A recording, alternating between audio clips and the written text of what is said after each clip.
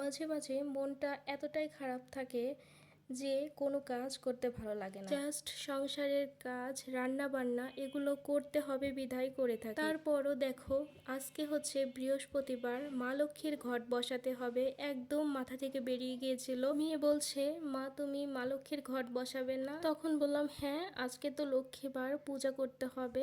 এরপরে ঝটপট স্নানটা সেরে নিলাম, এরপরে পূজা করতে চলে আসলাম। আর কেন জানি আমার যত মন খারাপই থাকুক না কেন, পূজা করতে আসলে এমনিতেই মনটা ভালো হয়ে যায়। তো এরপরে এই তো পূজাটা হয়ে গেল, আর আমার পুচকুটা প্রসাদ নিয়ে নিল। আর আজকে আগে থেকেই ভেবেছিলাম নিরামিষ রান্না করব, এর জন্য সব কিছু আগে থেকেই কেটে গুছিয়ে রেখেছিলাম।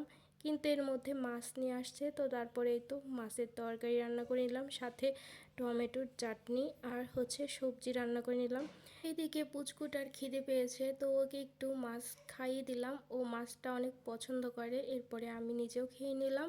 তো খাওয়া দাওয়া সব শেষ করে থালা বাসনগুলো সব মেজে রাখলাম, আর ঘরটা প্রতিদিনের মতো সুন্দর করে গুছিয়ে ফেললাম আর ঝাড়ু দিয়ে নিলাম পুরো বাসাটা। এর মধ্যে মেয়ে ওর রুমটা অনেক সুন্দর করে গুছিয়ে ফেলেছে, তো আমাকে বলছিল যে দেখো তোমার চেয়ে অনেক সুন্দর করে আমি ঘরটা গুছিয়েছি। তো আমি বললাম হ্যাঁ, সত্যিই অনেক সুন্দর হয়েছে। ফার্নিচারগুলোতে ধুলো পড়েছে, তার জন্য একটু মুছে ফেললাম। আর দেখো, আমরা মেয়েরা যতই অসুস্থ হই না কেন, শরীর খারাপ হোক না কেন, কাজ আমাদের করতেই হবে, সংসারটা যেহেতু আমাদের। তো আজকে ভিডিওটা এখানেই শেষ করছি। তোমরা ভালো থাকো, সুস্থ